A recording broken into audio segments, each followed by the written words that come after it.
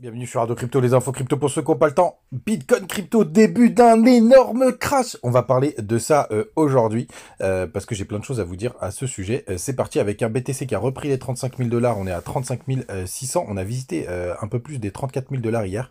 On est à moins 3%. Ether qui corrige un peu plus fort, moins 3,6%. BNB qui se maintient, hein, mais vu qu'il se passe pas grand chose, c'est un stablecoin, le bordel. Il est plutôt stable du coup. XRP qui perd 5%. Missile Solsor qui rebondit ce matin 7,6%. Le reste de la app est quand même assez rouge, à part 2-3 cryptos, et certaines même qui performent assez bien. Avax qui prend 7%, c'est joli. On a Ton qui perd 5%, Ethereum classique qui perd 5% aussi, il y a Cass qui prend 14,7%, c'est vraiment la crypto la plus en forme en ce moment, elle a pété son ATH, elle est quand même déjà dans le top 30, c'est pas trop tard si vous croyez vraiment au fondamental, mais après une bougie verte comme ça, pour moi c'est vraiment pas le moment de rentrer, même si je sais que c'est très dur, je considère pour le coup que j'ai raté le train, mais c'est pas grave, il y en a tellement d'autres. On a Lido aussi qui prend un joli 10%, Rune qui prend 7,7%. Pas mal de partenariats aussi du côté de Rune qui le permettent de booster. Et je crois qu'il y a DYDX qui a pris 30% aujourd'hui. Ouais, il est là. Il a changé de nom. C'est joli. Donc c'est l'exchange décentralisé. Très intéressant, les gars, du côté du daily du BTC, est-ce que tout simplement on est à l'aube d'un gros crash sur le BTC? Eh ben les gars, alerte spoiler, je vais vous dire que pour moi pas du tout. On a fait juste un petit nettoyage qui était nécessaire. On va aller regarder quelques indicateurs. Mais regardez, on est en train de tenir cette petite zone là qui est pas mal travaillée par le passé et on a été liquidé pas mal de monde. Je crois qu'il y a eu 380 millions. Regardez, si vous voyez cette mèche là avec un rachat massif, c'est qu'on a eu pas mal de. Je suis en 4 heures là. On a eu pas mal de nettoyage. Moi pour le coup j'ai pris un petit trade du côté des terres parce que je considère qu'en ce moment, avec le rebond, il serait beaucoup plus intéressant. Sur MACD, on commence à décélérer. Petit W sur le RSI. Pour le coup, pour moi, c'était un petit nettoyage, une petite chasse au stop. Vous voyez, on a touché les 34 700 $ avant de repartir. Hein. Donc, alerte spoiler, mon titre, pour moi, pas du tout. On n'est pas du tout sur le début d'une grosse correction sur le BTC.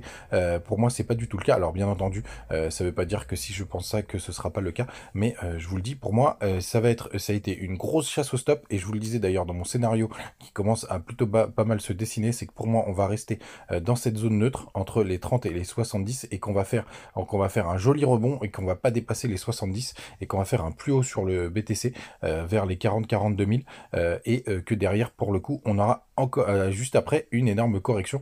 Est-ce que ça va tomber en même temps que l'annonce des ETF spot ou le halving? L'avenir nous le dira. Mais pour moi, là, pour le coup, c'était une énorme chasse au stop et pas forcément une correction sur du court terme. J'ai pas mal aussi d'indicateurs à vous dont il faut absolument qu'on parle. C'est déjà du côté du dollar, puisqu'hier, le dollar, il a fait un joli M, un nouveau plus bas. Je vous le partageais sur le Twitter. Hop, qui est juste là. Tac. Vous voyez, on a touché les 104. Regardez comme c'est très très beau. On fait des bas de plus en plus bas là sur cette petite tendance baissière et sur ce retournement. On était sur une grosse zone. On avait besoin d'un retournement. Donc ça, c'est plutôt une très très bonne nouvelle. Hein. Je vous le partageais d'ailleurs sur le Twitter. Hop, il était là. Où justement c'était assez bon signe. Alors bien évidemment, faut pas crier victoire trop vite et puis c'est très volatile en ce moment. Mais pour moi, c'est une excellente nouvelle. On a pas mal nettoyé. On va aller regarder du côté de Congas. Je vous le partageais aussi hier. Et bon, bah, ça c'est parce que j'ai regardé The Killer, enfin une partie là. J'ai pas pu tenir jusqu'au bout parce qu'il dure 2 heures où il parle de BTC dedans. Donc je suis pas arrivé jusqu'à cette scène, mais je vais regarder attentivement. D'ailleurs, j'ai regardé Crypto Boy sur Netflix. C'est quand même une sacrée merde ce truc qui est assez anxiogène du côté des cryptos, même si le fond est plutôt intéressant, surtout si on ne connaît pas les cryptos. Mais surtout que ça a donné un enseignement, les gars. Si vous avez vu ce film, c'est surtout n'utilisez jamais l'argent que vous n'êtes pas prêt à perdre. Tout l'argent que j'ai en crypto, si demain tout s'effondre, si tout disparaît, si tout crache, c'est pas grave. Je continue à vivre avec le même niveau de vie. Et ça, c'est un point essentiel quand vous investissez, que ce soit dans l'immobilier, dans les actions et même dans les cryptos, les gars. Utilisez vraiment l'argent dont vous avez absolument pas besoin. Tout le monde me dira, bah oui, on a toujours besoin d'argent. Possiblement, c'est vrai, mais c'est de l'investissement, ça veut dire que c'est un peu d'argent que vous mettez de côté, mais surtout pas l'argent dont vous avez besoin pour payer vos courses, acheter votre bouffe, etc., ou s'occuper de vos enfants. N'oubliez jamais ça, les gars, c'est vraiment essentiel. N'hésitez pas à nous rejoindre sur le Telegram, on partage aussi nos petites prises de position, nos crypto pépites. Dans la communauté, il y a pas mal de monde qui est monté sur TIA. Pas moi, mais c'est des petites choses qu'on partage ensemble. Qu'est-ce que je voulais vous dire de plus? Oui, hier, il y a eu aussi les chiffres de l'inflation qui étaient un petit peu en deçà. J'ai pas vu, bon, je retrouve pas le truc, mais en gros, on était à 3,3% quand le marché s'attendait à 3,4. Du côté du Crypto Fear and Greed, on est à 60. Évidemment, il y a eu un petit coup de stress avec ce petit flush baissier qu'on a connu hier. Ceux qui sont positionnés sur le Z, moi, j'ai quasiment récupéré tout ce que j'avais perdu sur la journée d'hier, rien que ce matin. Donc ça, c'est plutôt une bonne nouvelle. Les fundings, ils sont passés en négatif, tiens, du côté de OKX. Ça veut dire que ça commence à shorter assez massivement, mais ils sont un peu perdus, hein, on va pas se mentir. Ça va un petit peu dans tous les sens, soit OKX est dans le bon sens du train, soit pour le coup, c'est un peu le bazar, hein, on le voit, hein, on est quand même, allez, à 50-50, c'est ça le plus important, même du côté de Binance, pour le coup. Donc, des directions qui sont, d'après ces indicateurs, difficiles à prendre. Je voulais vous montrer la matte de liquidation parce que c'est très intéressant.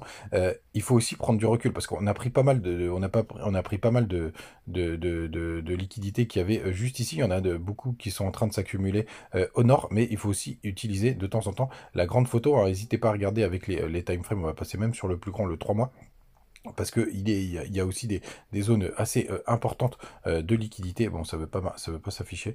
Parfois, ça bug, mais je vais pas trop lui en vouloir parce que pour le coup, c'est assez utile, mais il y a un peu de liquidité quand même qui a commencé à s'accumuler au nord. Hier, on a vraiment, vraiment pas mal nettoyé. Désolé, hein, ça bug pas mal ce matin. On a quand même pas mal nettoyé. Vous voyez là, vous voyez ce petit travers, c'est pour nous dire quand même il y a plus de liquidité désormais au nord. Il y a un gros pic qui s'est formé hop, vers les 35 000 $, qui sera une target assez importante, hein, si jamais quand on aura à mon avis la grosse correction parce qu'elle viendra.